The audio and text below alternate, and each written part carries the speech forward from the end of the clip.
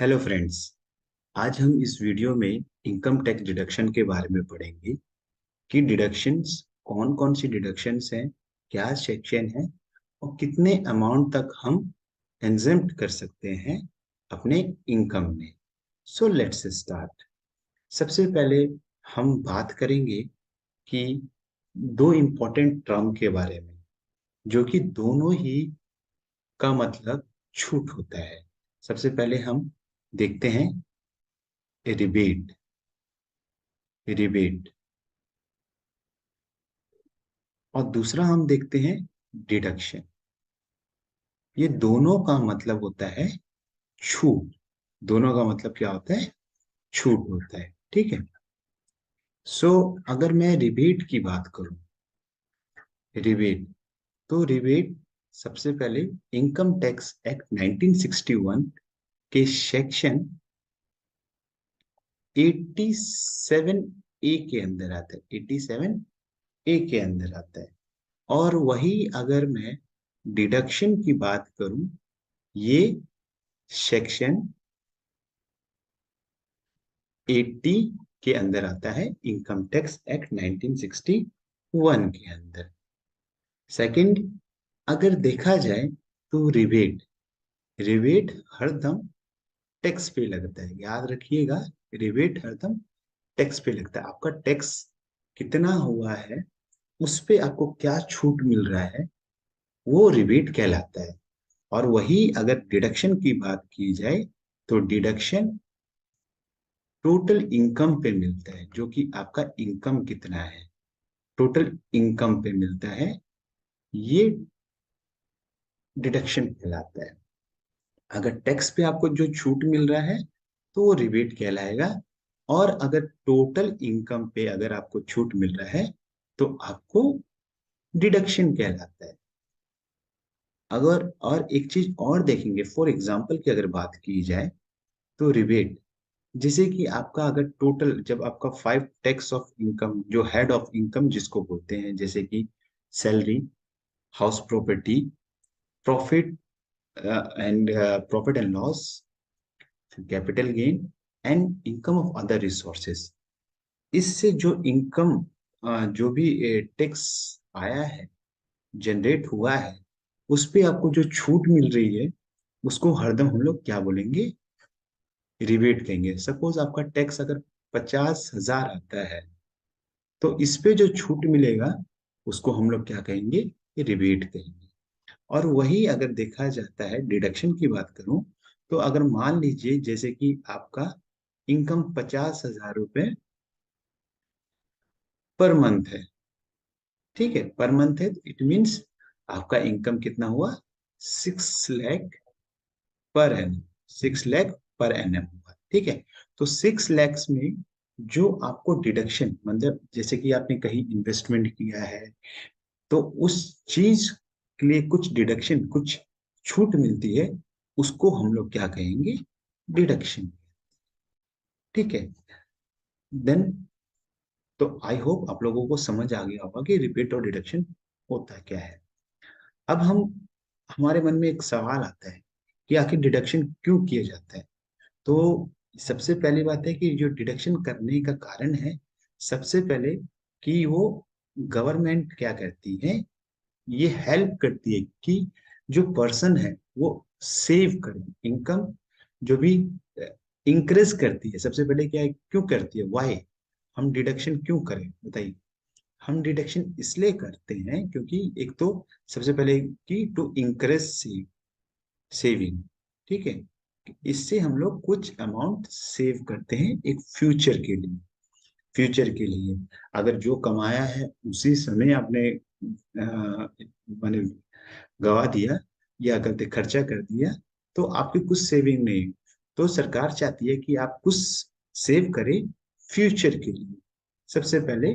इसलिए हम लोग डिडक्शन करते हैं, इसलिए गवर्नमेंट डिडक्शन की सुविधा देती है। दूसरा क्या करता है, इससे क्या होता है, जो कि इकोनॉमी को हेल्प होता है, to enhance, to enhance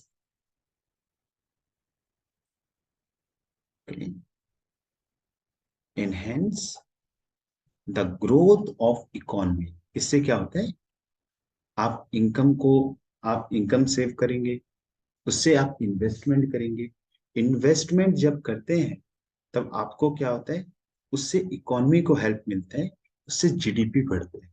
GNP में कैलकुलेशन होता है कि कितना इनकम लोगों ने इन्वेस्ट किया हुआ है। तो इससे क्या है, इनहेंस होता है ग्रोथ ऑफ इकोनॉमी। ठीक है, इकोनॉमी में ग्रोथ में हेल्प करता है। ठीक है, और थर्ड है, ये प्रोवाइड करती है रिलैक्सेशन, जो कि ये प्रोवाइड करती है रिलैक्सेशन, कुछ छूट दे देती है, रिलैक्स कर देती है कि आपने जो इन्वेस्ट किया है इससे आपको हेल्प मिलेगा, इससे आपको हेल्प, आपको रिलैक्स कर देगी कि कुछ आपने जो इन्वेस्ट किया है, आपने जो खर्चा किया है, या आपने कुछ भी सेव किया है, उसको आपको रिलैक्स कर दिया जाएगा कि आप वो अमाउंट आपका सेव, सेव तो नहीं बोल सकते, रिलैक्स कर दिया जाएगा, कुछ छूट दे दिया जाएगा कि आपने इन्वेस्ट किया है, चलिए आपको उस पर कुछ छूट दे दिया जाता है। ठीक है, तो यही चीज डिडक्शन कहलाता है। तो रिबेट एंड डिडक्शन में अगर डिफरेंस देखेंगे तो सेक्शन 87 के अंदर रिबेट आता है और डिडक्शन सेक्शन 80 के अंदर आता है। रिबेट टैक्स पे लगता है और डिडक्शन टोटल इनकम पे लगता है।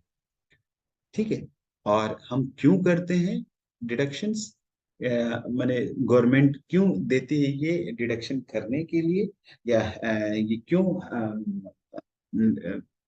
डिडक्शन मतलब क्यों होता है, ये ताकि करते लोग सेविंग करें और इन्वेस्ट करें, जिससे क्या है कि ग्रोथ हो इकोनॉमी की, साथ साथ उसकी भी ग्रोथ हो। ठीक है, तो ये इस चीज के लिए डिडक्शन दिया जाता है। अब आ जाते हैं हम लोग अपने सेक्शन की तरफ।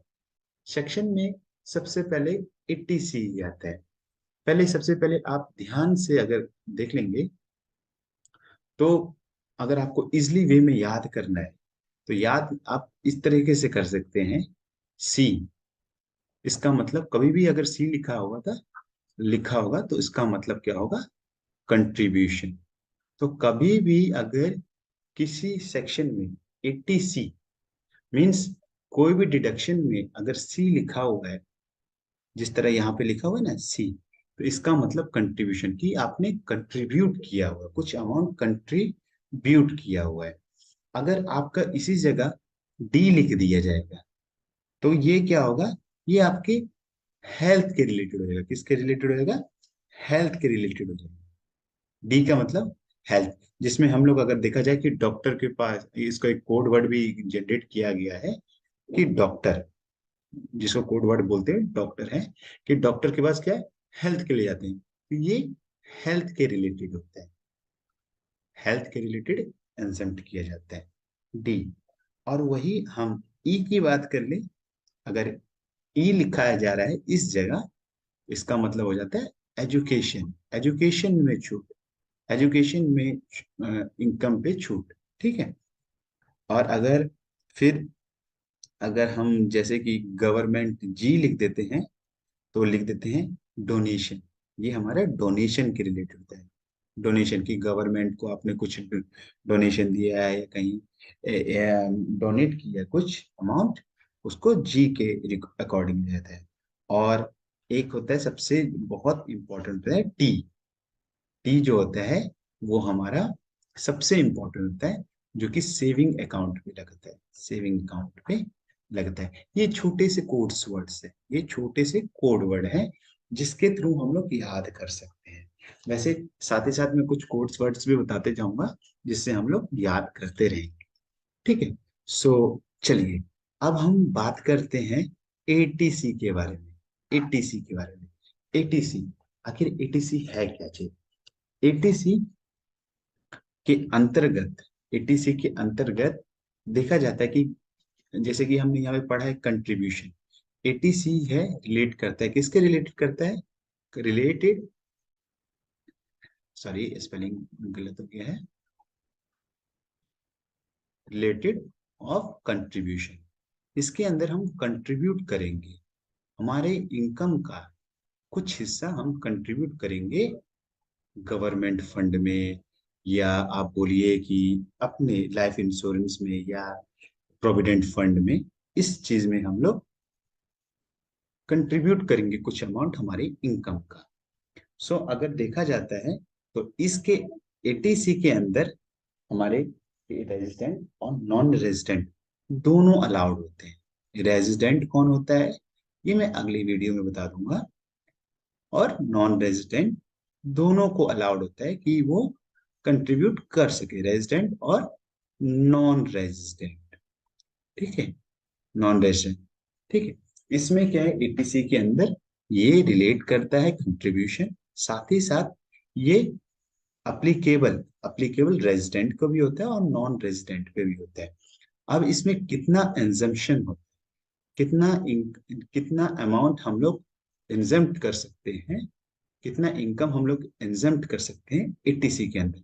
तो 1 लाख जो मैक्सिमम अमाउंट है, 1,50,000 तक, 1,50,000 पर एनम तक हम लोग एग्जम्प्ट कर सकते हैं इनकम का, टोटल इनकम का, एग्जेम्प्टेड फ्रॉम टोटल इनकम। ठीक है, exempted from total income. Total income का हम लोग कितना, इतना भाग हम लोग सेव मतलब डिडक्ट कर सकते हैं। 1,50,000 इसका हाईएस्ट है पर एनम, मैक्सिमम। ये मैक्सिमम है, याद रखनी है, मैक्सिमम, ये है मैक्सिमम। ठीक है, अब देखिए फॉर एग्जाम्पल ईटीसी के अंदर कौन कौन से आते हैं। फॉर एग्जाम्पल अगर देखा जाए, फॉर एग्जाम्पल जैसे कि पीपीएफ, पब्लिक प्रोविडेंट फंड, ठीक है, सुकन्या समृद्धि अकाउंट एसएसवाई, या आपने कोई लाइफ इंश्योरेंस लिया हुआ है एलआईसी का, वो आपको इसमें हेल्प करता है एग्जम्प्टेड दिलाने में। बट बट इसमें कुछ सिनेरियो है, मतलब एग्जाम्पल में सिनेरियो है, जैसे कि किसान विकास पात्र वो नहीं आता है, नेशनल रिलीफ फंड बॉन्ड नहीं आता है। ठीक है, माने जो भी किसान रिलेटेड हो गया या इंदिरा विकास पात्र, वो सब नहीं आते हैं इसमें। सिर्फ करते वो जो कंट्रीब्यूशन हमारे इनकम से किया जाता है हमारे अपने पर्पस के लिए और हमारे फैमिली पर्पस के लिए, वो कंट्रीब्यूशन को इस चीज में जोड़ा जाता है एटीसी के अंदर। सो एटीसी के अंदर क्या होता है, 3-4 मेन पॉइंट्स हो गए। पहला क्या है कि ये रिलेट करता है कंट्रीब्यूशन, ये रेजिडेंट और नॉन रेजिडेंट दोनों इसमें अप्लीकेबल होते हैं। थर्ड, 1,50,000 पर एनम तक हम अमाउंट को एग्जेम्प्ट कर सकते हैं। और इसके जैसे एग्जाम्पल की अगर बात की जाए तो पीपीएस, एसएसवाई और लाइफ इंश्योरेंस जैसे चीजें हम लोग, जिसके थ्रू हम लोग एटीसी में रिलीफ पा सकते हैं। ठीक है, तो आई होप ये आप लोगों को समझ आ गया। मैं इसमें पॉइंट टू पॉइंट बात इसलिए कर रहा हूं ताकि, क्योंकि पेपर में आपको लिखने में इजी हो। अगर मैं इसमें कहानी बोलूं तो कहानी लिखना बहुत मुश्किल होता है। ठीक है, तो ये 4 पॉइंट इनफ है एटीसी को डिस्क्राइब करने के लिए। आते हैं नेक्स्ट पार्ट पे। अब हमारे पास एटीसीसी है। तो अभी जैसे जस्ट मैंने पहले पिछली वाले स्लाइड में बताया ही, C for contribution, C for contribution. तो ये जो कंट्रीब्यूशन है ये भी कंट्रीब्यूशन के अंदर आता है। तो इसमें क्या है कि ये कंट्रीब्यूशन जब ट्रिपल सी है, ये रिलेट करेगा पेंशन फंड, ये रिलेट करेगा कंट्रीब्यूशन, रिलेटेड रिलेटेड किससे होगा, ये रिलेटेड होगा contribution in pension fund. Pension fund में अगर आपने पेंशन के लिए अगर कुछ कंट्रीब्यूशन किया है तो ये एटीसीसीसी के अंदर आता है। ठीक है, ये चीज ध्यान रखिएगा। साथ में साथ इसके एटीसी के अंदर जो कोई ज्यादा वो नहीं है। एटीसी के अंदर हम लोग सेम 1,50,000 तक, 1,50,000 तक per annum, sorry, per annum amount income हम लोग एग्जेम्प्ट कर सकते हैं, माने इनकम हम लोग एग्जेम्प्ट कर सकते हैं। ठीक है, एग्जेम्प्टेड होता है 1,50,000 अमाउंट इनकम एग्जेम्प्टेड होता है मैक्सिमम। और अगर तीसरी बात की जाए तो ये इंडिविजुअल, इंडिविजुअल HUF रेजिडेंट और नॉन रेजिडेंट सबके लिए अप्लीकेबल होता है। ठीक है, सबके लिए अप्लीकेबल रहता है। तो ये चीज 80CCC के अंदर आता है। 80CC के अंदर क्या आता है, ये रिलेट करता है सबसे पहले कंट्रीब्यूशन किस में करता है, पेंशन फंड में करता है।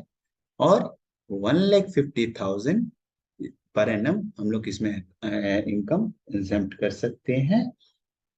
इसमें रेजिडेंट और नॉन रेजिडेंट दोनों आते हैं, चाहे वो इंडिविजुअल हो चाहे वो HUF फैमिली का हो, वो सारे के सारे इसमें कंट्रीब्यूट कर सकते हैं अपने फ्यूचर के लिए।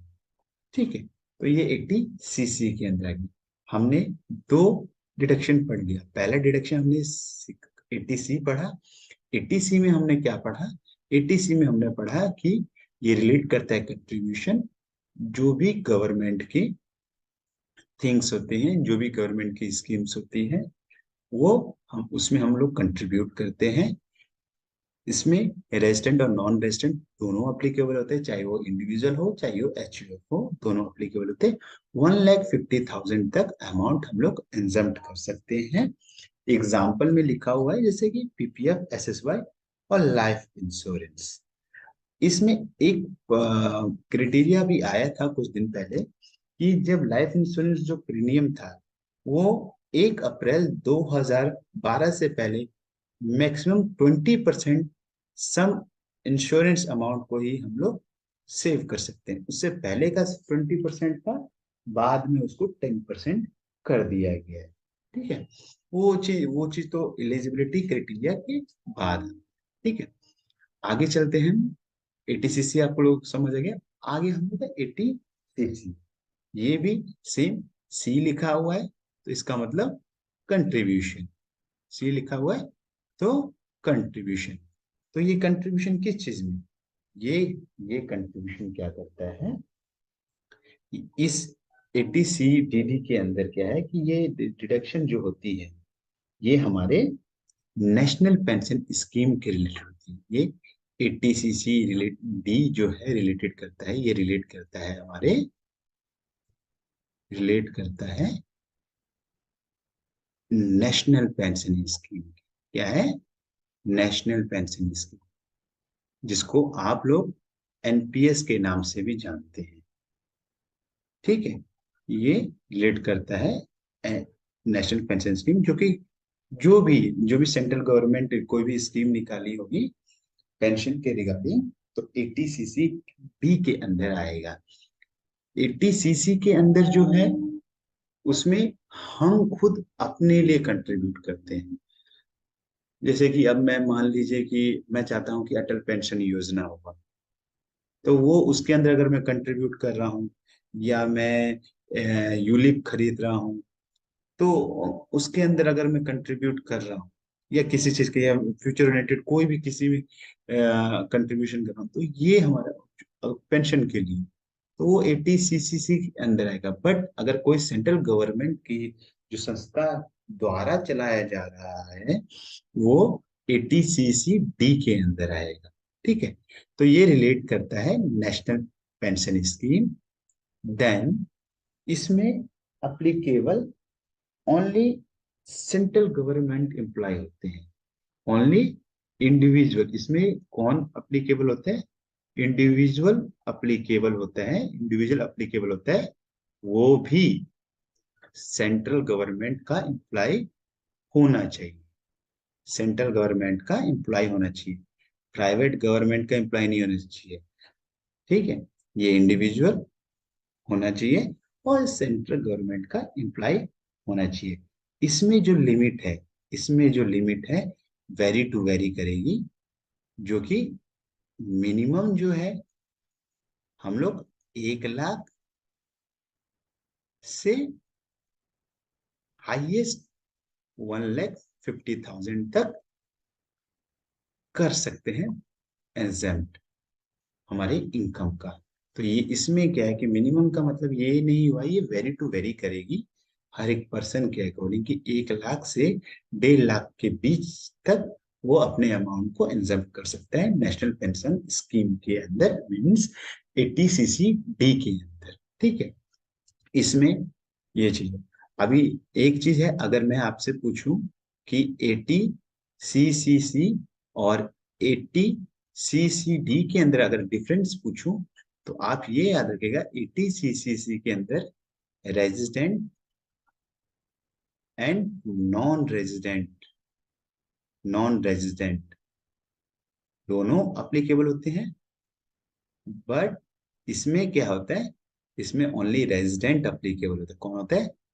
रेजिडेंट अप्लीकेबल होता है। ठीक है, इसमें सिर्फ रेजिडेंट अप्लीकेबल होता है। इसमें क्या है कि HUF इंडिविजुअल दोनों कंट्रीब्यूट कर सकते हैं। इसमें क्या है, पेंशन जो होता है इसमें इंडिविजुअल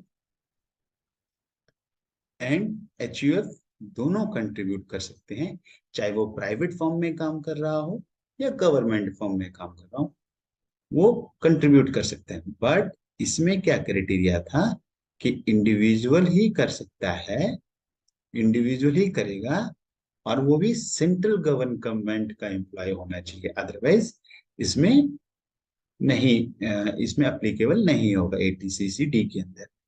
और थर्ड पॉइंट अगर देखा जाए तो इसमें 1,50,000 तक फिक्स था, इतने तक आप सेव कर सकते हैं, एग्जेम्प्ट कर सकते हैं। बट इसके अंदर क्या था कि वेरी टू वेरी करेगा, पर्सन से पर्सन की इनकम पे, इनकम पे डिपेंड करेगा। अगर उसकी इनकम कम है तो वो अपनी इनकम, अगर वो पेंशन उसको के लिए कंट्रीब्यूट कर रहा है, तो वो 1 लाख से लेके 1.5 लाख तक, 1.5 लाख तक पर एनम एग्जेम्प्ट कर सकते हैं। ठीक है, सो आई होप आप लोगों को ये समझ आया होगा। ठीक है, अब आ जाते हैं अगले डी के बारे में। सो अभी तक हमने क्या पढ़ रहे थे? कंट्रीब्यूशन के बारे में। ये कभी भी एक सी लिखा हो तो उसका मतलब कंट्रीब्यूशन होता है। ठीक है, आगे इसमें और भी चीजें होती हैं, जैसे कि 80CC ई भी आता है, 80CC जी भी आता है। तो वो इतना इम्पोर्टेंट नहीं होता है। यही तीन जो 80C के अंदर बहुत ज्यादा इम्पोर्टेंट होते हैं, 80C, 80CC और 80CC डी। ठीक है ना? अब हमारे पास आता है डी। डी जैसे मैंने आपको स्टार्टिंग वाले स्लाइड में बताया ही, डी हरदम रिलेट करेगा हेल्थ के अकॉर्डिंग, हेल्थ के रिगार्डिंग। ये किसके रिगार्डिंग? हेल्थ की, हेल्थ के रिगार्डिंग, कि हेल्थ में आपने जो कंट्रीब्यूशन, अपने हेल्थ के बचाव के लिए क्या कंट्रीब्यूशन किया है, तो उसके अकॉर्डिंग ये उसमें हेल्प करेगा। ठीक है, तो ये मेडिकल हेल्थ के लिए, जैसे कि अगर आप इसको डी को आप अगर लर्न करना चाहे तो आप डॉक्टर के अकॉर्डिंग आप याद कर सकते हैं कि डी से डॉक्टर होता है, और डॉक्टर क्या करता है? हेल्थ को चेक करता है, मेडिकल ट्रीटमेंट पे करता है। ठीक है, ये टोटली डिपेंड करता है कि किस पे? Medical checkup, medical insurance, medical का जो भी आपका जो खर्चा होता है, मेडिकल या हेल्थ पे जो भी खर्चा होता है, उस पे ये क्या इंजेक्शन हम लोग को मिल सकता है, वो चीज डी के अंदर आता है। चलिए अब बात करते हैं 80D के बारे में। सो 80D, 80D हमारे हेल्थ इंश्योरेंस पेमेंट के बारे में बात करते हैं। 80D रिलेट करता है, ये 80D जो हमारा रिलेट करता है, किसके रिलेट करता है? हेल्थ, हेल्थ इंश्योरेंस पेमेंट, किसके रिगार्डिंग? हेल्थ इंश्योरेंस पेमेंट के बारे में रिलेट करता है। ठीक है, रिलेटेड हेल्थ इंश्योरेंस पेमेंट।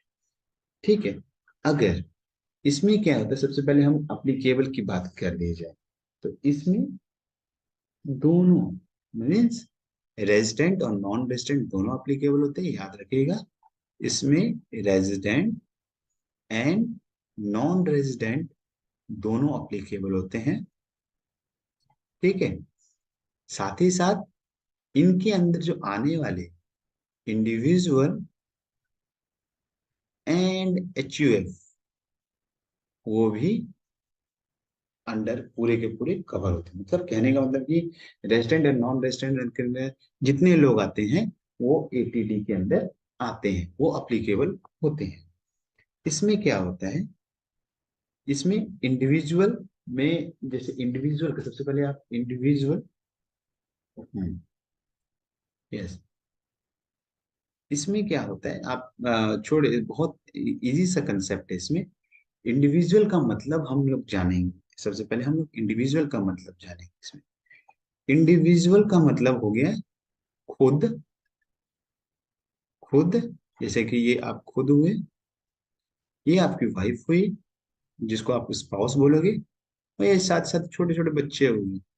तो इनके लिए अगर आपने कोई हेल्थ इंश्योरेंस लिया हुआ है या हेल्थ इंश्योरेंस प्लान लिया हुआ है, तो उसमें आप कंट्रीब्यूशन और उसके आपका डिडक्शन कर रहे हैं, उसमें जो खर्चा हो रहा है तो वो आपका 80D के अंदर आएगा। ठीक है, अब इसमें क्या चीज है, इसमें हमारा जो लिमिट है, लिमिट है हमारा, लिमिट हमारा जो है, सबसे पहले तो इसकी एलिजिबिलिटी क्राइटेरिया क्या चीज है। पहले एलिजिबिलिटी क्राइटेरिया की जो एज जो होना चाहिए इंडिविजुअल का, वो अप टू 60 ईयर होना चाहिए। कितना होना चाहिए, अप टू 60 ईयर होना चाहिए। और इसमें ज्यादा से ज्यादा मैक्सिमम जो हो गया अप टू 60 ईयर है। मान लीजिए कि अगर अप टू 60 ईयर होना चाहिए, ठीक है, पर उसके कुछ कंडीशंस हैं। अप टू 60 ईयर है तो आपको जो करते, जो आपको इंजेप्शन मिलेगा वो मैक्सिमम जो करते आप 25,000 रुपीज मैक्सिमम आपको आप इंजम्प्ट कर सकते हैं हेल्थ इंश्योरेंस पेमेंट के थ्रू। ठीक है, बट जब कब, जब आप कितने 60 साल के हैं, जब आपका एज कितना है 60 ईयर एज।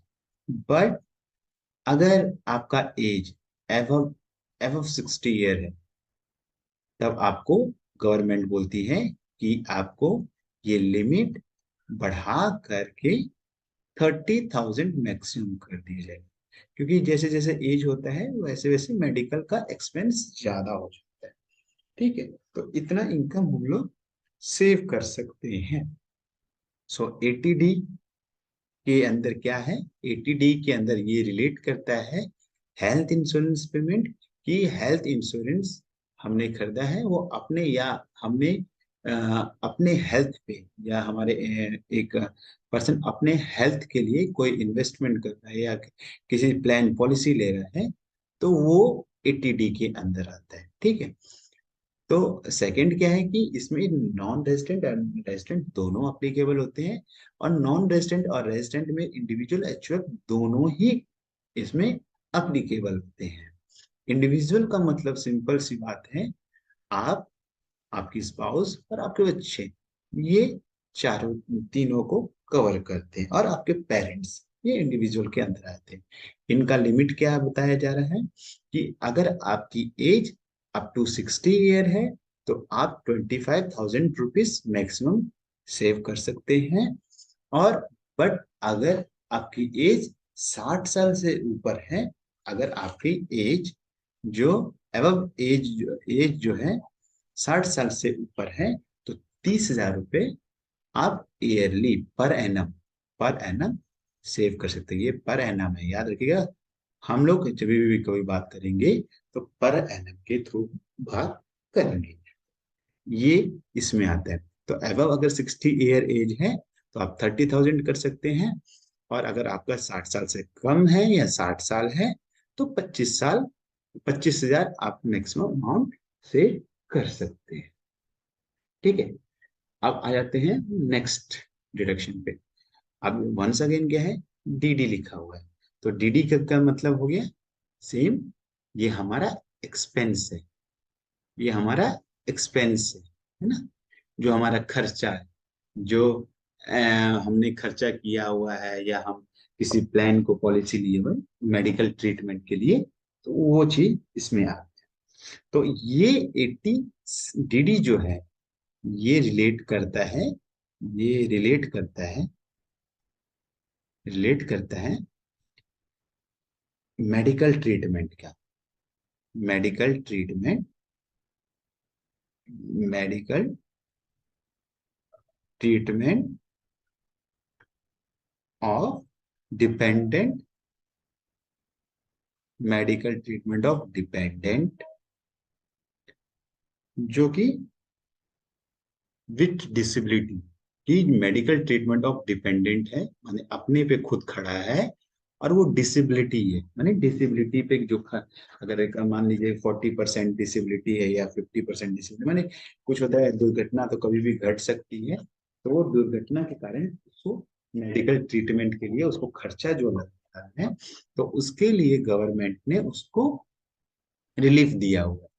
तो क्या है कि ये रिलेट करता है medical treatment of dependent, dependent, dependent of dependent, ठीक है, डिपेंडेंट होता है, और साथ में डिपेंडेंट, डिपेंडेंट, वो भी कौन से डिपेंडेंट होते हैं, वो कौन से डिपेंडेंट, जो कि जो person, who is the person, जो कि डिसेबिलिटी, डिसेबिलिटी होती है, ठीक है, जो कि एक विकलांग, जिसको हम लोग हिंदी में बोलते हैं, जो विकलांग होते हैं उनके लिए होता है, उनको मेडिकल ट्रीटमेंट होता है, उस पे जो खर्चा हो रहा है या उसके लिए जो है कंट्रीब्यूशन, सॉरी, डिडक्शन दिया जा रहा है, उसके लिए है। तो ये रिलेट करता है मेडिकल ट्रीटमेंट डिपेंडेंट के लिए। ठीक है। अब क्या है, इसमें क्या कहता है कि अगर, सबसे पहले इसमें अप्लीकेबिलिटी देखते, तो इसमें अप्लीकेबल इंडिविजुअल एंड एचयूएफ दोनों होते हैं, ठीक है, एचयूएफ दोनों होते हैं, मीन्स आप ये समझ लिए ये रेजिडेंट और नॉन रेजिडेंट दोनों पर्सन इसमें अप्लीकेबल होते हैं, ठीक है। इनका लिमिट क्या है, इसका अगर लिमिट मैं इधर लिख देता हूँ, अगर इसका लिमिट, इसकी अगर लिमिट की बात की जाए कि इसकी एलिजिबिलिटी क्राइटेरिया तो है कि भैया डिसेबिलिटी है तो भैया वो कागज तो दिखाएगा ही, जब तक कागज नहीं दिखाएगा तब तक उसको डिडक्शन नहीं मिलेगा। तो जो इसमें जो लिमिट है, अगर कोई आदमी 40% डिसेबिलिटी है, अगर 40% की डिसेबिलिटी है, तो सरकार, गवर्नमेंट क्या बोलती है कि आपका 75,000 पर एनम, आप इसको, आपका इनकम एग्जेम्प्ट हो जाएगा, ठीक है, 40%, अगर आपका 40% डिसेबिलिटी है, 75%, पर आपका 40% से ज्यादा है, अप्रोक्स 80% के, 80% से ज्यादा है या 80% है, तब आपका 1,25,000 पर एनम हो जाएगा, ठीक है। तो कहने का मतलब ये है कि अगर 40% डिसेबिलिटी है तो 75,000, और 40% से ज्यादा है तो आपका 1,25,000 पर एनम तक आपका सेव हो जाएगा, एग्जेम्प्ट हो जाएगा अमाउंट। सो 80 DD के रिलेटेड अगर हम देखते हैं, तो ये रिलेट क्या करता है, मेडिकल ट्रीटमेंट ऑफ डिपेंडेंट, वो आदमी जो कि डिपेंडेंट है और वो डिसेबल है, मतलब विकलांग है। तो सरकार क्या कहती है कि अगर आप 40% के डिसेबल हैं तो 75,000 रुपीज आपका अमाउंट एग्जम्प्ट हो जाएगा। बट अगर आप 40% से ज्यादा हैं और 80 रिलेटेड ऑफ 80 या 50 या 60 हो, तो आपका 1,25,000 तक आपका अमाउंट एग्जम्प्ट हो जाएगा, ठीक है। सो 80 DD के अंदर आता है। ठीक है। सो हमने 80D डी पढ़ा, जो 80D हमारे हेल्थ इंश्योरेंस पेमेंट के अंदर आता है, जो कि नॉन इंडिविजुअल और इंडिविजुअल दोनों बोल सकते हैं, रेजिडेंट हो या नॉन रेजिडेंट कोई इशू नहीं है। इंडिविजुअल का मतलब क्या होता है, अब आप, आपकी फैमिली, माने आपके स्पाउस, आपके बच्चे, आपके पेरेंट्स, ये इंडिविजुअल के अंदर आ जाते हैं। उसकी लिमिट क्या बताई थी, 80D के अंदर अगर बात करें तो अगर आपकी एज अगर 60 साल की उम्र तक है, तब तो आप 25,000 तक मैक्सिमम आप सेव एग्जम्प्ट कर सकते हैं अपने इनकम को। और अगर आपके 60 साल से ऊपर हैं तो 30,000, आप 30,000 आप एग्जम्प्ट कर सकते हैं। मगर अगर आप डिसेबल हैं तो डिसेबल का तो अलग ही क्राइटेरिया होता है। तो डिसेबल के केस में क्या है, 80 DD आ जाता है, 80 DD आ जाता है, ठीक है। 80 DD आ जाता है, तो उसके अंदर क्या बोला जाता है कि अगर वो कोई भी पर्सन डिपेंडेंट हो और वो डिसेबल हो, तो वो अगर 40% तक डिसेबिलिटी होता है तो उसको गवर्नमेंट बोलती है कि आपका 75,000 रुपीज आपका पर एनम एग्जेम्प्ट हो जाएगा।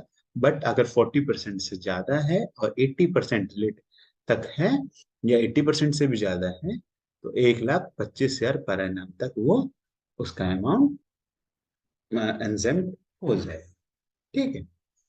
ये आई होप आप लोगों को समझ आ गया हो। आगे चलते हैं हम लोग 80DD-B के अंदर। ये मेडिकल ट्रीटमेंट की बात करता है। अभी जैसे कि हम लोग अभी तक क्या है, डीडी की बात करते, तो डी के हदम हम लोग क्या पढ़ रहे थे, ये हेल्थ, और हेल्थ बोलिए, हेल्थ बोलिए, और ये मेडिकल ट्रीटमेंट की बात करते हैं, ठीक है। मेडिकल ट्रीटमेंट की बात करते हैं, ठीक है। सो अभी तक हमने क्या 80C पढ़ ली, 80D पढ़ लिया, 80DD पढ़ लिया, अब हमारे पास 80DD-B आ गया। तो ये रिलेट क्या करता है, ये रिलेट करता है मेडिकल ट्रीटमेंट। रिलेट क्या करता है, रिलेट, स्पेलिंग मिस्टेक हो गया, ज्यादा ही स्पेलिंग मिस्टेक मिस्टेक हो जाता है आजकल। हम्म। हम्म।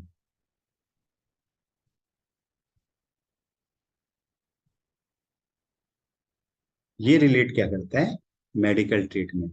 ये कहता है कि अगर आपने साल में कुछ खर्चा किया है मेडिकल, अपने मेडिकल ट्रीटमेंट पे या अपनी फैमिली के ट्रीटमेंट पे, तो आप उसको उस बिल को जमा करा के आप उस पे डिडक्शन पा सकते हैं, कुछ छूट पा सकते हैं, ठीक है।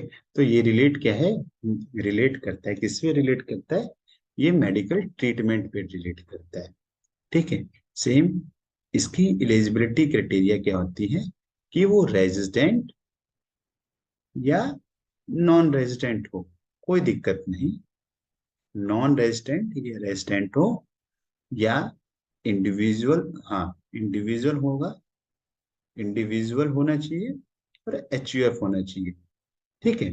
रेजिडेंट हो नॉन रेजिडेंट, चाहे वो इंडिविजुअल हो या एचयूएफ है, वो दोनों अप्लीकेबल होते हैं, ठीक है, 80DD के अंदर। अब इसमें अगर हम बात करें लिमिट की, कि क्या क्या लिमिट दी जाती है, कितना कितना तक, अगर आपका एज, अगर एज अप टू 60 ईयर है, अगर एज अप टू 60 ईयर है, तब आप मेडिकल ट्रीटमेंट के अंदर 40,000 पर एनम तक बचा सकते हैं, ठीक है। पर अगर आपका एज 60 से ज्यादा, 60 से ज्यादा, अगर मैं हिंदी में लिखूं 60 से ज्यादा और 80 से कम है, तब आपको गवर्नमेंट बोलती है कि आप 60,000 पर एनम बचा सकते हैं। पर 80, 80 एज से ज्यादा, 80 एज एवब अगर बोला जाए, तो आपको 80,000 पर एनम तक आप बचा सकते हैं हर साल अपने इनकम, ठीक है। सो 80DD-B जो होता है मेडिकल ट्रीटमेंट से रिलेटेड है, कि आपने, आपको अगर कोई आपकी फैमिली आपके स्पाउस या आपके बच्चों को अगर उन पे खर्चा हो रहा है किसी मेडिकल ट्रीटमेंट के अंदर, तब क्या कहती है कि अगर उस उनका एज ने आपके पूरी फैमिली को मिला करके अगर उनका एज अप टू 60 ईयर तक है, तब तक 40,000 पर एनम बचाया जा सकता है। और अप टू 60 ईयर एज, अगर 60 साल से ज्यादा है बट 80 साल से कम है, तो 60,000 रुपये पर एनम बचाया जा सकता है। और अगर 80 मान 80 साल से ज्यादा है, तब 80,000 पर एनम उसका अमाउंट एग्जम्प्ट होता है। तो ये हमारे 80DD बी के अंदर आता है। सो 80D हमारा किस पे रिलेटेड करता था? 80D हमारा रिलेट करता था हेल्थ इंश्योरेंस पेमेंट के अंदर, मेडिकल ट्रीटमेंट पेमेंट के अंदर था। 80DD हमारे डिसेबिलिटी क्राइटेरिया पे डिपेंड था। और 80DD जो है वो रिलेट करता है मेडिकल ट्रीटमेंट के अकॉर्डिंग, मेडिकल ट्रीटमेंट में जो खर्चा हुआ है उसके लिए रिलीफ देता है। ठीक है, तो इसके जितने भी एलिजिबिलिटी क्राइटेरिया है हमने इसमें लिख दिया। और इन तीनों में रेजिडेंट और नॉन रेजिडेंट दोनों ही अप्लीकेबल होते हैं। ठीक है, आई होप आप लोगों को समझ आया हो।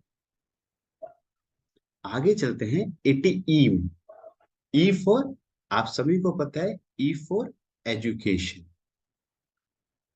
एजुकेशन, और आप लोगों को सबको पता है कि एजुकेशन आज के दिन बहुत महंगा है।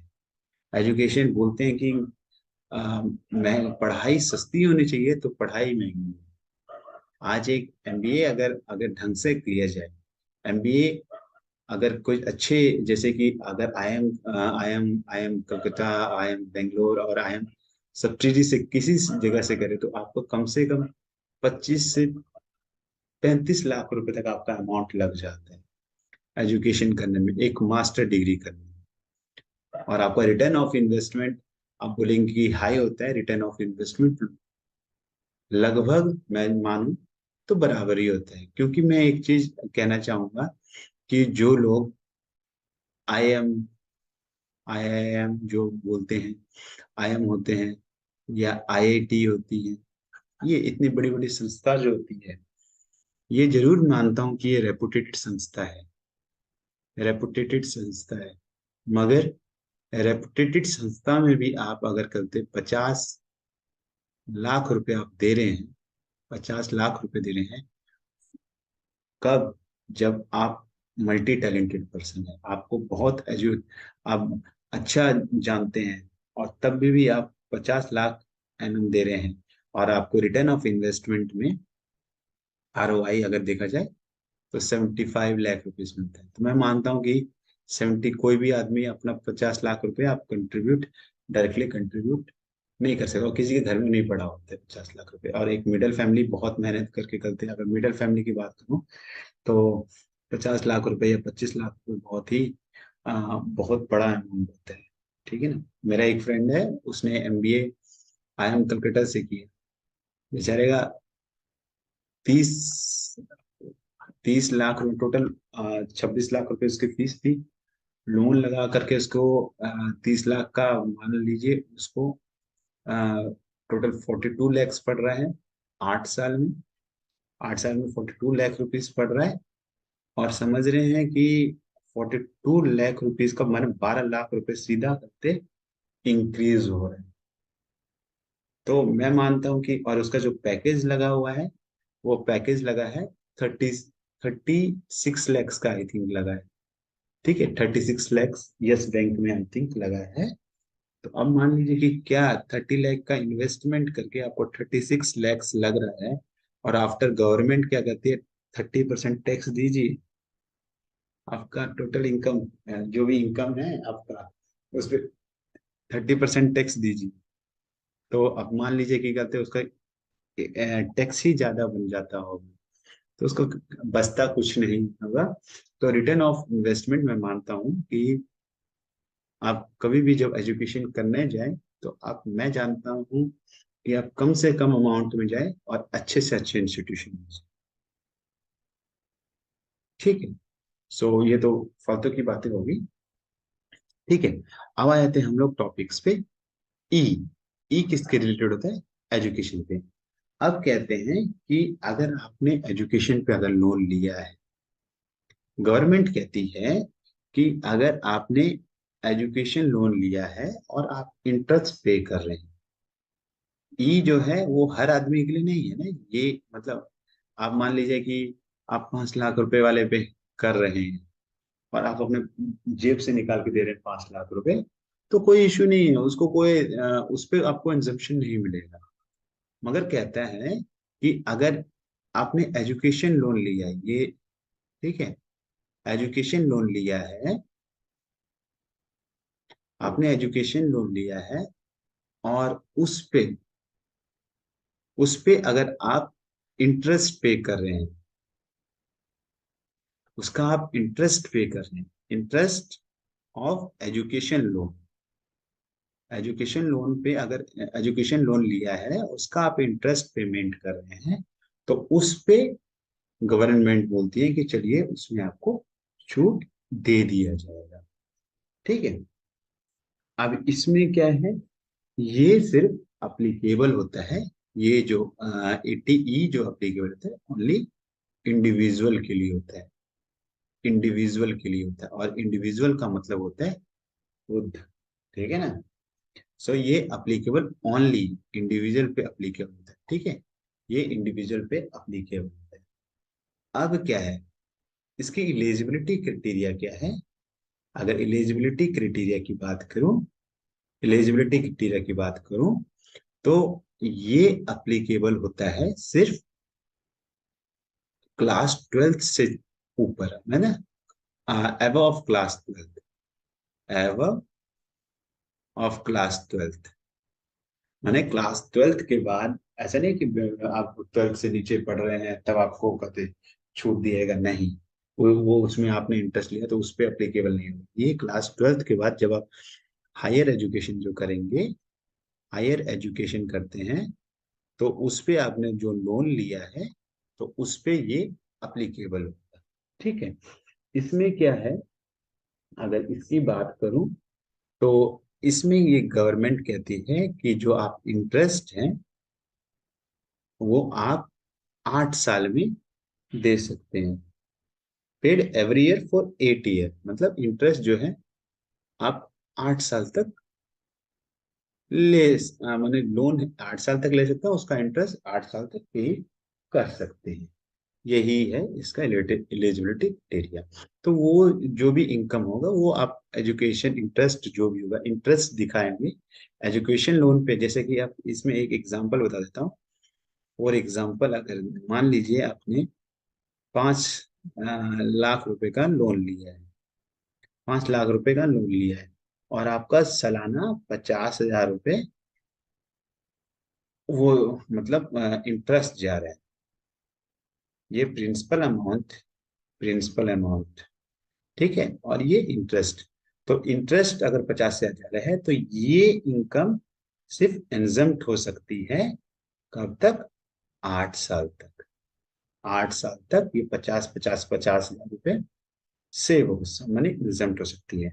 और आप लोगों को पता होगा या नहीं पता होगा मुझे नहीं पता, बट कभी भी ध्यान रखिएगा, आप कभी भी अगर कोई लोन लेते हैं तो जो इंस्टीट्यूशन होती है, जो फाइनेंशियल इंस्टीट्यूशन होती है, वो पहले इंटरेस्ट वसूल करती है और फिर बाद में वो प्रिंसिपल वसूल करती है।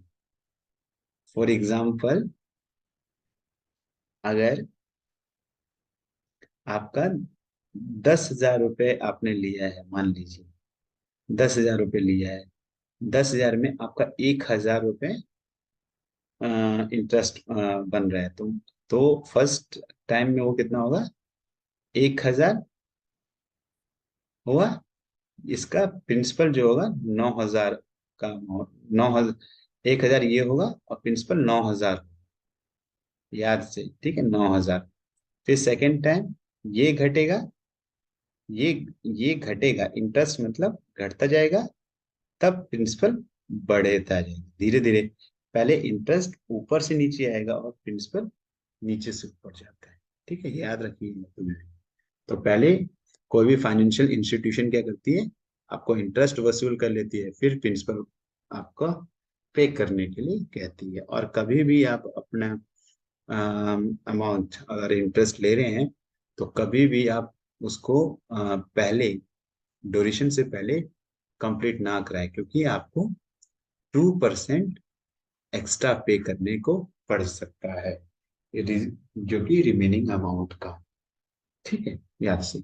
सो टॉपिक अलग हो गया वैसे तो 80E जो होता है, 80E रिलेट करता है इंटरेस्ट ऑफ एजुकेशन लोन। मैंने जो एजुकेशन लोन पे जो एजुकेशन लोन लिया है, जो उस पे जो इंटरेस्ट मिल रहा है उस एग्जम्प्ट करती है 80E। मगर वो 8 सालों तक के लिए करती है, वो भी सिर्फ इंडिविजुअल पर्सन के लिए ही एप्लीकेबल होता है, जो हायर एजुकेशन कर रहे हैं। ठीक है, ये चीज है। अब ये हरदम इंटरेस्ट पे ही इंजम्पशन होता है, ये जो प्रिंसिपल अमाउंट पे इंजम्पशन नहीं होता है, याद से। आ जाते हैं हम लोग 80G। 80G हमारा रिलेट करता है, जैसे जी मैंने बताया, तो जी का मतलब हो गया डोनेशन। ये 80G रिलेट करेगा डोनेशन से, कि कुछ फंड जो है डोनेट करते हैं हम लोग चैरिटेबल इंस्टीट्यूशंस में, या करते हैं हम लोग गवर्नमेंट को देते हैं, या किसी चीज में रेंट पे करते हैं, कुछ भी चीज जो हम लोग डोनेट करते हैं। ठीक है, तो उसके लिए भी गवर्नमेंट ने छूट दिया हुआ है इनकम टैक्स एक्ट 1961 के अंडर। तो 80G की अगर बात की जाए तो 80G, 80G क्या होता है, डोनेशन ऑफ, ये रिलेट क्या क्या होता है, ये रिलेट डोनेशन से करता है। Donation, donation to certain, donation to certain fund, कुछ फंड डोनेशन का जो कि आपने चैरिटेबल इंस्टीट्यूशन में, चैरिटेबल इंस्टीट्यूशन में डोनेट किया हुआ है, उसका कुछ हिस्सा आपको सेव माने एग्जम्प्ट कर देती है। ठीक है, इसमें applicable, resident, resident and non resident दोनों होते हैं, याद से। मीन्स इसमें HUF भी अप्लीकेबल होता है, इंडिविजुअल भी अप्लीकेबल होता है।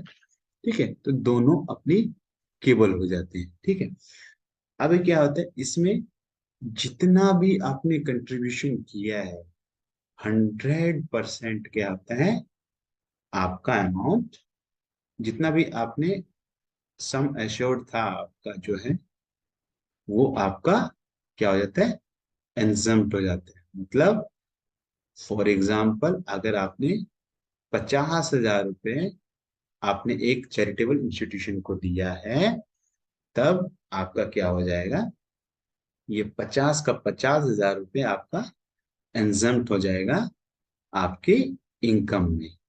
ठीक है, ये 50 के 50 रुपये इनकम में एग्जम्प्ट हो जाएगा। समझ गए।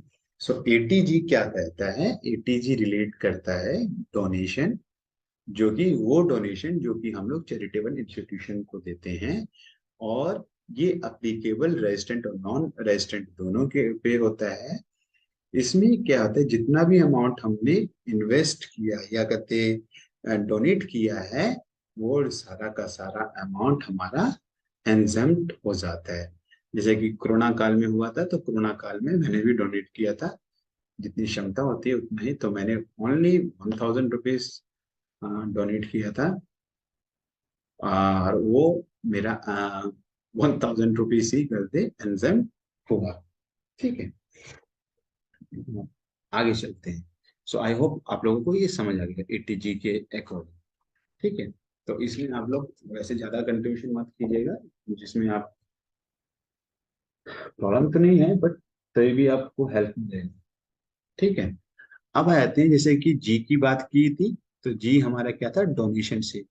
तो जब हम लोग सिंपल जी अगर लिखा गया था, तो हम लोग कह रहे थे कि चैरिटेबल इंस्टीट्यूशन को डोनेट किया गया। अब क्या है कि जी जी, अगर ये रिलेट करता है 80 GG, 80G रिलेट करता है, रिलेट करे deduction in the respectivity of rent pay, of rent pay. अगर इसमें कहता है कि 80 GG के अंदर कि आपने जो रेंट दिया है उस पे कुछ तरह का छूट देने की कोशिश करते हैं। ठीक है, कुछ छूट दिया जाता है 80 GG के अकॉर्डिंग। इसमें डोनेशन ही समझिए एक तरह का करते, क्योंकि आपने खर्चा ही किया है। ठीक है, तो इसमें जो होता है ये इंडिविजुअल, ये जो अप्लीकेबल होता है, इंडिविजुअल हो या नॉन इंडिविजुअल दोनों के लिए होता है। अगर हम सिंपल भाषा में बोले तो ये अप्लीकेबल रेजिडेंट और नॉन रेजिडेंट दोनों पे अप्लीकेबल होता है। याद रखिएगा, ये रेजिडेंट और नॉन रेजिडेंट दोनों पे अप्लीकेबल होता है, चाहे वो इंडिविजुअल हो या एचयूएफ हो, दोनों पे अप्लीकेबल होता है। अब इसमें क्या होता है, जो छूट, जिसको हम लोग अगर डिडक्शन, इस डिडक्शन इसके ये जो है जीजी के रिलेटेड क्या होता है, ये तो एक तो सबसे पहले आपको समझ आएगा कि डिडक्शन किस पे होता है, रेंट। जो आपने रेंट पे किया है उसमें कल उसमें आपको कुछ छूट डिडक्शन दिया था कि आप रेंट पे कर रहे हैं तो भैया कुछ तो छूट दे दें, तो वही डिडक्शन आपको इसमें दिया जाता है। तो इसमें क्या है, आपको थ्री थ्री मतलब ये सिर्फ ये अप्लाई तीन चीजों में होगा, इसमें से एक होता है। जैसे कि इसमें डिडक्शन जो होगा रेंट पेड वाले में, या तो आपकी जो आपका इंजेप्शन होगी पर मंथ आपका 5,000 एनजेम्ट हो जाए, मतलब साल का 60,000 रुपये को एनजेम्ट कर सकता है, या 25% of total income, total income को 25%, कि आप रह रहे हैं और आपका कुछ अमाउंट ज्यादा ही वो पड़ रहा है, या रेंट पेड मगर वो 10% ऑफ टोटल इनकम। आप छोटे शहर में कम इनकम वाले हैं तो आप रेंट जो पे कर रहे हैं जो भी, तो ये तीन एलिजिबिलिटी के अंदर होती हैं।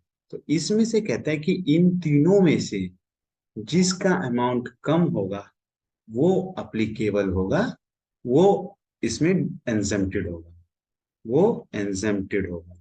फॉर एग्जाम्पल, फॉर एग्जाम्पल अगर देखा जाए, कहने का मतलब फॉर एग्जाम्पल, मान लीजिए अगर मेरी 5,000 रुपये, 5,000 रुपये मतलब 6 लाख रुपए अगर मेरा इनकम है, 6 लाख रुपए मेरा इनकम है, तो मेरा अगर सिंपल अगर है, देखिए अगर 60,000 पर मंथ का है तो 60,000 ज्यादा हो गया। पहला केस, केस नंबर एक, ये केस नंबर एक बोल दे, केस नंबर दो ये बोल दो, ये केस नंबर तीन ये बोल दो। ठीक है, 6 लाख इनकम है तो 60,000 है। ठीक है, दूसरे वाले केस में अगर देखा जाए तो 6 लाख का अगर 25% निकाला जाए तो कितना होगा, ये अगर देखा जाए तो 1/4, मतलब 1,50,000 पर एनम। ये आपका सेकंड केस हो गया। तो थर्ड केस में क्या है, 10%, 10% मतलब 60,000। तो कहने का मतलब हो गया कि 60,000 सबसे कम है, 60,000 सबसे कम है इन तीनों में, चाहे ये वाला ले लो या ये वाला ले लो, 60,000 ही बन रहे हैं। तो आपका जो इनकम होगा, जो आपको इंजेक्शन मिलेगा, 6 लाख में से 60,000 रुपये का ही मिलेगा, मतलब 5,60,000 का इंजेक्शन मिलेगा under deduction of rent paid. अगर आपने रेंट पे आप रह रहे हैं, आपने रेंट पे करते हैं, तो या तो आपको 5,000 रुपये पर महीना का डिडक्शन मिल सकता है, या तो आपका 25% अगर टोटल इनकम मिल सकता है, या 10% ऑफ टोटल इनकम मिल सकता है, बट इन तीनों में से एक ही मिलेगा जो सबसे कम होगा। ये कहता है ATG। सो आई होप आप लोगों को समझ आ गया होगा। ठीक है, ये इनमें अप्लीकेबल सिर्फ तीनों में से ओनली वन इसमें क्या है, छूट जो मिलेगा ओनली वन होगा। लीस्ट अमाउंट अगर बोले जाए तो लीस्ट अमाउंट होगा, जिसका भी लीस्ट अमाउंट होगा वो अप्लीकेबल, और वो एक्सेप्ट किया जाएगा सम एश्योरेशन, मतलब इनकम है और एग्जम्पशन मिलेगा। ठीक है, आगे चलते हैं। अब हमारा आ गया 80GGC। 80GGC, सो अब ये है 80GG। सेम जी क्या है, डोनेशन से रिलेटेड है, डोनेशन से रिलेटेड है। तो ये क्या कहती है, GGC पर ये बहुत अच्छा है। ये क्या कहती है, ये रिलेट करती है contribution of political parties. Contribution contribution to a political party. अगर आपने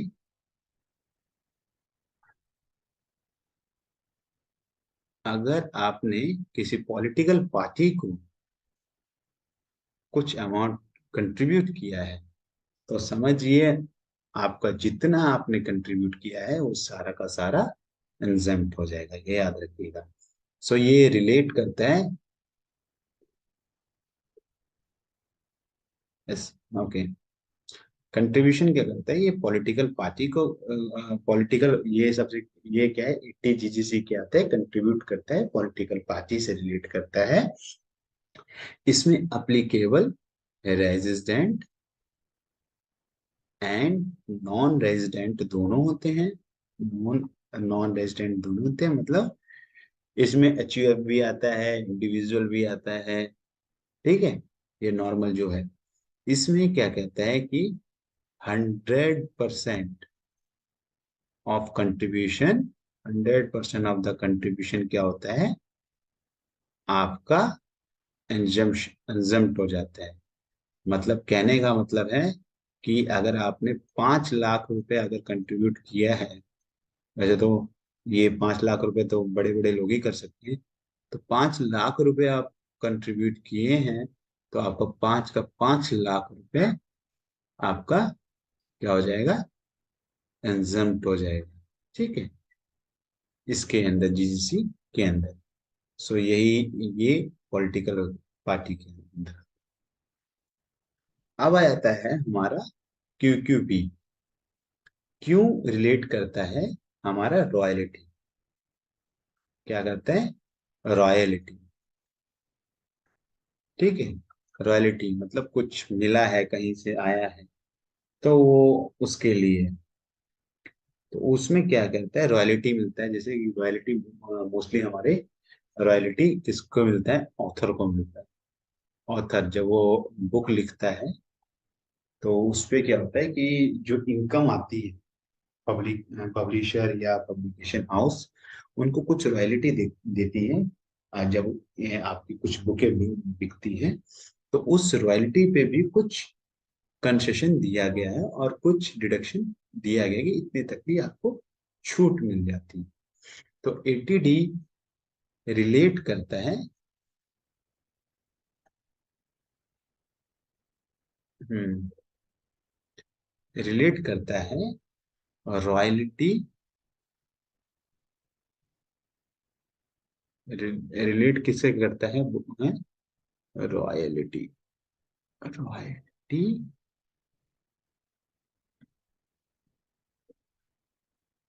रॉयल्टी इनकम ऑफ ऑथर। ठीक है, ये रिलेट करता है रॉयल्टी इनकम ऑफ ऑथर। कोई भी ऑथर जो होता है, तो वो कोई भी बुक लिखता है, तो उस पे जो रॉयल्टी मिलती है, उसको कुछ अमाउंट आता है, तो वो उस पे गवर्नमेंट क्या कहती है, कुछ छूट देती है। इसमें अप्लीकेबिलिटी ओनली रेजिडेंट होना चाहिए, क्या होना चाहिए, रेजिडेंट होना चाहिए। ठीक है, इसमें अप्लीकेबिलिटी कौन सी होनी चाहिए? सिर्फ रेजिडेंट होना चाहिए, चाहे वो इंडिविजुअल हो या एचयूएफ। ठीक है, इसमें कोई वो नहीं है। इसके अंतर्गत, इसके अंतर्गत 3 लाख तक, अगर 3 लाख तक क्या होता है मैक्सिमम पर एनम तक एक लिमिट दे देते हैं कि इतना आपको रॉयल्टी मिलेगी।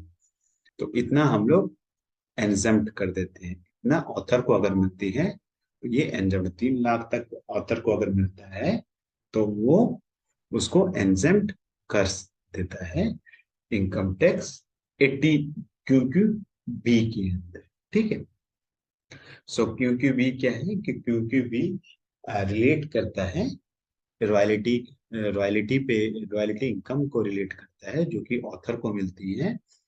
तो ये सिर्फ रेजिडेंट पे एप्लीकेबल होता है, रेजिडेंट चाहे इंडिविजुअल हो या एचयूएफ हो उस पे एप्लीकेबल होता है। और साल का 3 लाख रुपए तक रॉयल्टी को इंजेक्शन किया जाता है।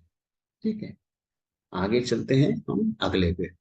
ये मोस्ट इंपॉर्टेंट है, मोस्ट इंपॉर्टेंट कहा जाता है टीटीए और टीटीबी। ये बहुत इंपॉर्टेंट है। टीटीए, टी, तो ये हरदम होगा इंटरेस्ट, टी रिलेटेड करेगा इंटरेस्ट पे। ठीक है, एटीटीटी ए ये रिलेट करता है, ये रिलेट करता है इंटरेस्ट ऑफ सेविंग अकाउंट। ये क्या करता है? इंटरेस्ट ऑफ सेविंग अकाउंट, कि सेविंग अकाउंट पे जो इंटरेस्ट मिल रहा है उस अमाउंट को आप एग्जम्प्ट कर सकते हो।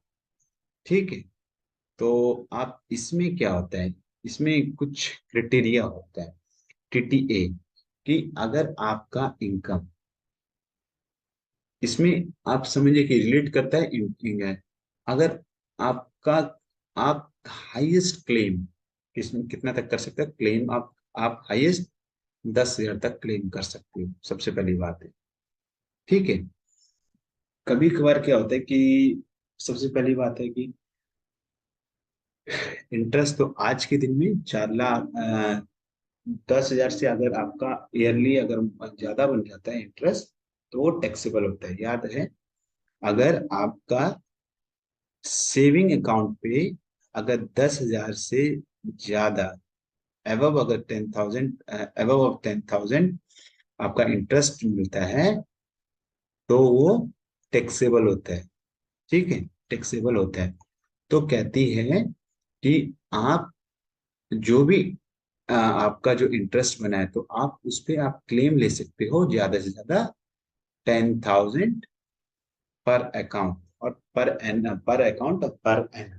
ठीक है, उस तक आप लोग क्लेम कर सकते हैं। और ये अप्लीकेबल किस पे होती है? Individual and HUF, means resident वालों पे। याद रखिएगा ये रेजिडेंट पे ही अप्लीकेबल होती है, और वो भी कहाँ पे? ये होना चाहिए मतलब इंडिया का ही पर्सन होना चाहिए। ठीक है, इंडिविजुअल और एचयूएफ जो भी है।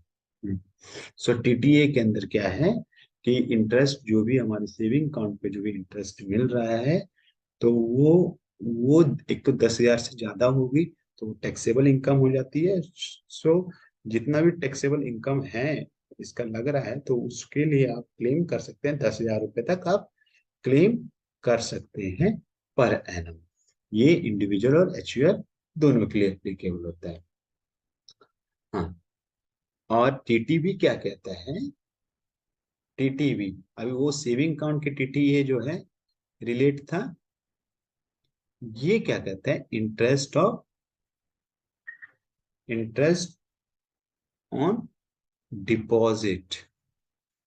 डिपॉजिट, अगर किसी चीज पे आप कोई डिपॉजिट किया जाए, फिक्स डिपॉजिट किया जाए या आपने रिकरिंग डिपॉजिट किया हुआ है तो उस पे अगर आपको इंटरेस्ट मिल रहा है, ठीक है, जो भी इंटरेस्ट मिल रहा है तो आप समझिए कि उसमें आप, एक तो आपको पता है कि आपको वो जो अमाउंट जो होता है वो टैक्सेबल होता है मोर देन 10,000 जो भी होता है। ठीक है, 10,000 तो जो भी अमाउंट आपका जो आया रहा है, तो आप 100%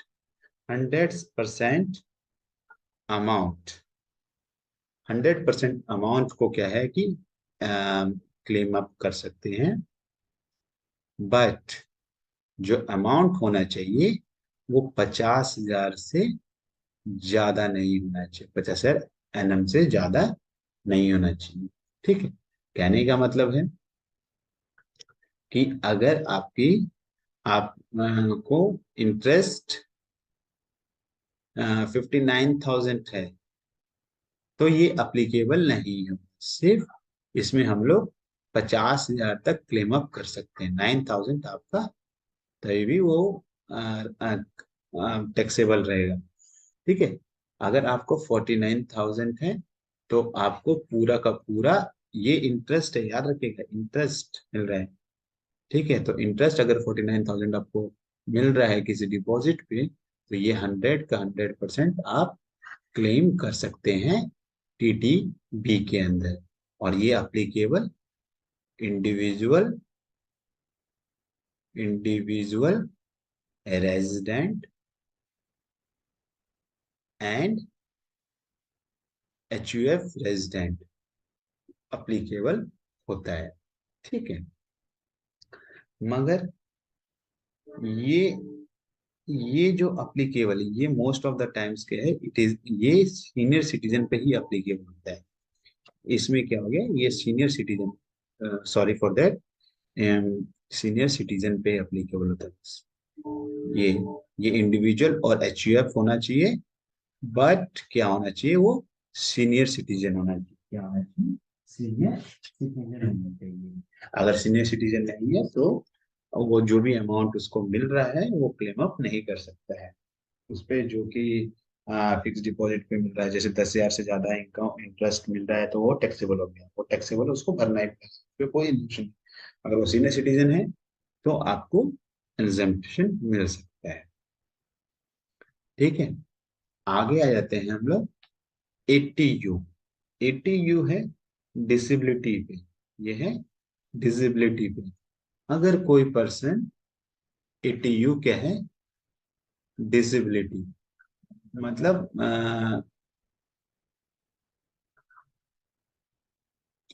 विकलांग। अगर कोई आदमी विकलांग है, तो विकलांग है, तो उसको अगर वो सिर्फ सबसे पहली बात है कि वो रेजिडेंट होना चाहिए। ठीक है, विकलांग। ठीक है, और दूसरी क्या है कि अगर वो फिजिकली फिजिकल डिसेबिलिटी है। ठीक है, डिसेबिलिटी है, फिजिकली डिसेबिलिटी है, तो उसे 75,000 रुपीज पर एनम उसको इंजेक्शन मिल जाएगा। मगर अगर ये फुली डिसेबिलिटी, अगर फिजिकली, या सॉरी फिजिकली नहीं बोलेंगे, इसको पार्शली बोलेंगे। वैसे तो फिजिकली सारे ही होते हैं, इसको हम लोग पार्शल बोलेंगे। क्या बोलेंगे, पार्शल। एक मिनट।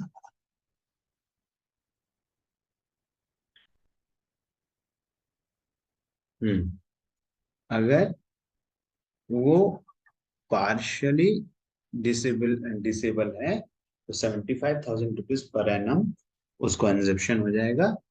और दूसरा है कि अगर वो फुली फुली डिसेबल है, ठीक है, तो उसको 1,25,000 तक पर एनम अमाउंट उसको एग्जेम्प्ट हो जाएगा उसके टोटल इनकम में। ठीक है, तो ये चीजें हैं। तो 80U सिर्फ रेजिडेंट पे ही अप्लीकेबल होता है। ये रिलेट करता है the person of disability, person with disability, disability पे ही अप्लीकेबल होता है। वो सिर्फ रेजिडेंट होना चाहिए, और पार्शली अगर डिसेबिलिटी है, तो 75,000 रुपीज तक का वो मिल जाएगा। और अगर फुली डिसेबिलिटी है, तो 1,25,000 पर एनम तक का इंजेक्शन मिल जाएगा। तो एक बार हम लोग रिवाइज कर लेते हैं स्टार्टिंग से, बहुत जल्दी जल्दी। ठीक है। हम्म 80 फर्स्ट हम लोग ने स्लाइड में पढ़ा कि रिबेट और डिडक्शन क्या होता है। रिबेट क्या होता है सेक्शन 87A के अंदर आता है, और डिडक्शन क्या होता है सेक्शन 80 के अंदर आता है। ये रिबेट जो होता है टैक्स पे लगता है, और डिडक्शन हमारा टोटल इनकम पे लगता है। ठीक है। हाँ, फर्स्ट हमारे जो डिडक्शन है, फर्स्ट हमारा डिडक्शन आता है एटीसी। एटीसी हमारा कंट्रीब्यूशन होता है कि हम लोग कोई भी आदमी, किसी भी कोई भी इंडिविजुअल है, कोई भी नॉन इंडिविजुअल जो कि रेजिडेंट हो या नॉन रेजिडेंट हो, वो कंट्रीब्यूट करता है किसी भी फंड में, लाइक प्रोविडेंट फंड हो गया, पब्लिक प्रोविडेंट फंड हो गया, सुकन्या समृद्धि अकाउंट है। तो उसमें क्या है कि उसको छूट मिलती है, तो 1,50,000 पर एनएम तक वो अपने अमाउंट को एग्जम्प्ट कर सकता है। एटीसीसी के अंदर क्या होता है कि पेंशन के होते हैं, कोई भी प्राइवेट संस्था होती है या पब्लिक संस्था होती है, तो उसके जितने भी एम्प्लॉय हो, तो एम्प्लॉय है या नहीं है, वो अपने अगर फ्यूचर के लिए कुछ इन्वेस्ट कर रहा है, कंट्रीब्यूट कर रहा है अपने पेंशन के रिगार्डिंग, तो वो एटीसीसी के अकॉर्डिंग आएगा, उसमें 1,50,000 तक एग्जम्प्टेड हो जाएगा।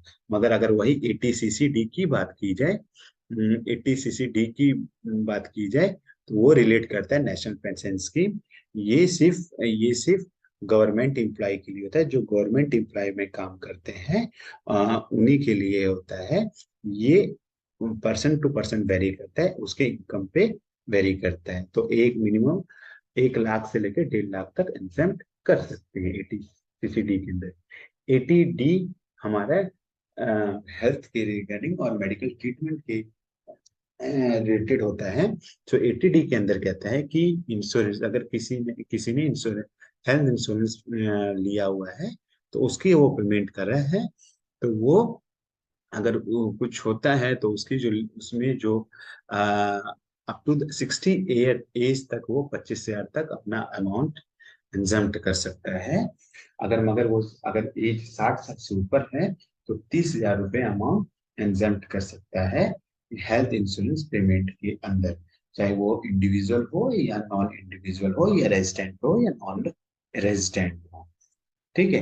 एटी डी डी डी के अंदर क्या कहता है कि कोई पर्सन मेडिकल ट्रीटमेंट ले रहा है, वो डिपेंडेंट है, मेडिकल ट्रीटमेंट ले रहा है, वो डिपेंडेंट है, और वो फिजिकली डिसेबिलिटी है, तो उसके अंदर वो क्या कहते हैं कि अगर वो चाहे वो इंडिविजुअल हो या एचयूएफ हो, तो वो उसके अंदर उसको 75,000 पर एनम उसको मिलता है, अगर वो 40% डिसेबिलिटी हो, और 80% डिसेबिलिटी होता है, मतलब more than the 40 and less than the 80, then 1,25,000 rupees per annum उसको एग्जेम्प्टेड होता है इनकम का।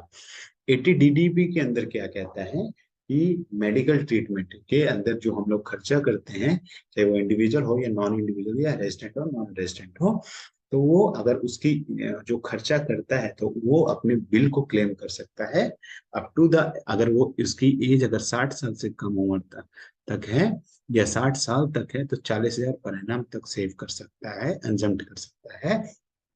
60 से 80 तक है तो 60,000 तक कर सकता है, और 80 एज तक है तो 80,000 पर एनम वो सेव कर सकता है। एटी के अंदर है कि एजुकेशन, कि जो एजुकेशन लोन लेते हैं, जो उसका जो इंटरेस्ट लगता है, तो वो कहती है कि वो अगर वो हायर एजुकेशन ले रहा है, तो जो उसका इंटरेस्ट है, वो पूरा का पूरा इंटरेस्ट को एग्जेम्प्ट कर सकता है 8 सालों तक। ठीक है। एटीजी के अंदर क्या होता है, डोनेशन होता है कि अगर किसी भी चीज मैंने अपने चैरिटेबल इंस्टीट्यूशन को अगर फंड डोनेट किया है, तो उसमें 100% अमाउंट क्या होता है, वो सिर्फ एग्जेम्प्टेड होता है, वो नॉन रेजिडेंट और रेजिडेंट दोनों कर सकते हैं। एटीजीजी के अंदर क्या होता है कि अगर वो रेंट पे कर रहा है, अगर वो, तो उसके लिए भी उन्होंने क्या है कहा है कि वो रेजिडेंट और नॉन रेजिडेंट है, अगर उसके, तो उन्होंने 3 क्राइटेरिया डाल दिया है कि चाहे वो 5,000 रुपये पर महीना हो, या 25% टोटल इनकम हो, या 10% ऑफ टोटल इनकम, इन तीनों में जिसका अमाउंट सबसे कम आएगा वो एग्जम्प्टेड होगा एटीजीजी के अंदर, अगर वो रेंट पे कर रहा है। एटीजीजीसी के अंदर क्या होता है कि हम डोनेट करते हैं सम अमाउंट पॉलिटिकल पार्टीज के में, तो वो जितना भी अमाउंट हम डोनेट करेंगे, तो वो सारा का सारा अमाउंट एग्जम्प्ट होगा। 80 क्यू बी में क्या करता है, ये रॉयल्टी होता है जो कि ऑथर को मिलता है कि कोई बुक पब्लिश करने के बाद अगर कुछ उसको रॉयल्टी मिलता है तो वो 3 लाख रुपए तक अपने अमाउंट को एग्जाम कर सकता है। बट ये रेजिडेंट के लिए ही अपनी केवल होता है, ताकि ये प्रमोट करता है ऑथर्स को टू राइट द बुक्स। एटीटीटीटीए जो कि कहता है कि सेविंग काउंट, अगर सेविंग काउंट पे जो इंटरेस्ट मिल रहा है अगर वो 10,000 से ज्यादा है तो टैक्सेबल होता है। तो कहते हैं कि आप 10,000 तक के क्लेम अप कर सकते हैं अपने इंटरेस्ट का। अगर जैसे कि आपको अगर 50,000 रुपये इंटरेस्ट आपका लगा मिल रहा है तो आप सिर्फ 10,000 क्लेम अप कर सकते हैं, 40,000 आपका अमाउंट टैक्सेबल होगा। ठीक है, और वो इंडिविजुअल और एचयूएफ दोनों के लिए होता है, चाहे वो रेजिडेंट हो नॉन रेजिडेंट हो। टीटी भी क्या कहता है कि अगर आपने एचयूएफ सॉरी अगर आपने कोई भी डिपॉजिट स्कीम में डाला है, चाहे आपने फिक्स डिपॉजिट में डाला है या रिकरिंग डिपॉजिट में डाला है या फ्लेक्सी फिक्स डिपॉजिट में डाला है, तो उस पे जो अमाउंट आ रहा है वो 100% अनजम्प्टेड होता है। बट उसकी एक एलिजिबिलिटी है कि वो 50,000 से ज्यादा नहीं होनी चाहिए, और ये सिर्फ सीनियर सिटीजन पे ही अप्लीकेबल होता है। और ये सीनियर सिटीजन इंडिविजुअल और रेजिडेंट दोनों हो सकते हैं। ठीक है, ये सिर्फ अप्लीकेबल ये सिर्फ अप्लीकेबल कहाँ होते हैं, एक मिनट। ओके।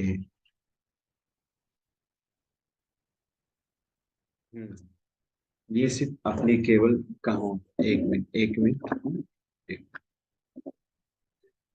एक्चुअली मेरा ये नहीं चल रहा था इसीलिए। ओके, सो ये सीनियर सिटीजन पे अप्लीकेबल होता है। अगला है एटीयू। क्या होता है कि पर्सन डिसेबिलिटी, जो अगर जो पर्सन डिसेबिलिटी है तो वो अगर वो सिर्फ रेजिडेंट होना चाहिए, और अगर वो पार्सली डिसेबिलिटी है तो 75% पर एनम अपने अमाउंट को एग्जम्प्ट कर सकता है। और अगर वो फुली डिसेबिलिटी है तो 1,25,000 पर एनम एग्जम्प्ट कर सकता है। सो आई होप आप लोगों को समझ आया होगा।